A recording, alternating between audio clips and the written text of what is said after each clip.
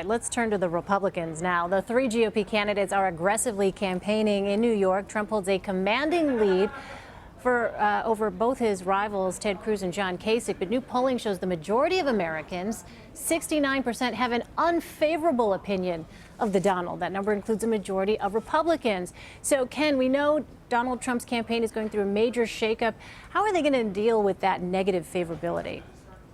Well, they haven't dealt with it very well at all. In fact, the unfavorables continue to rise. His ceiling is becoming increasingly evident. His ceiling is getting harder and it's getting lower. Where do you see that ceiling, Ken? I'm just curious. Sorry to interrupt, because the thing about it is, and conversations, you know, we've been covering the various contests here, and the conversations that we've had with some Republican strategists who put that ceiling at 30%, then it inched up to 35%, and then at one point it went up to 40%. I mean, I'm just curious, where do you see that ceiling?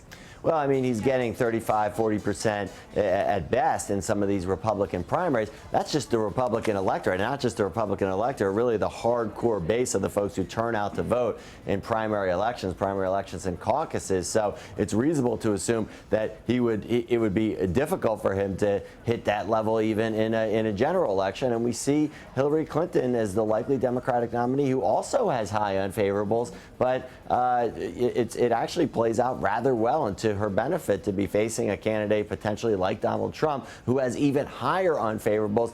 That is really the formula for a very nasty, very negative election where they're both really going after trying to drive up those unfavorables on each other. And you see in elections like that where the turnout tends to go down, but nonetheless that has been the challenge for Donald Trump from the beginning, to address that. So far he has shown no ability to do it, and really frankly, listening to his rhetoric, he's not even shown that he has internalized that this is a problem for him. Yeah.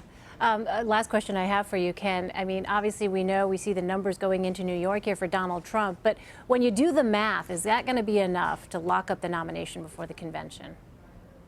I don't think so, no. I mean, the Wisconsin was a big loss for him, and we see increasingly some of these big money groups, not just supporters of Ted Cruz, but the Never Trump folks spending even more in some of these states. They have a strategy now to go all the way to the convention, and their goal, which appears increasingly attainable, is to keep him from getting to that 1237 before the convention. Once we get to the convention, if he's under that 1237, it's tough to see him emerging as the nominee.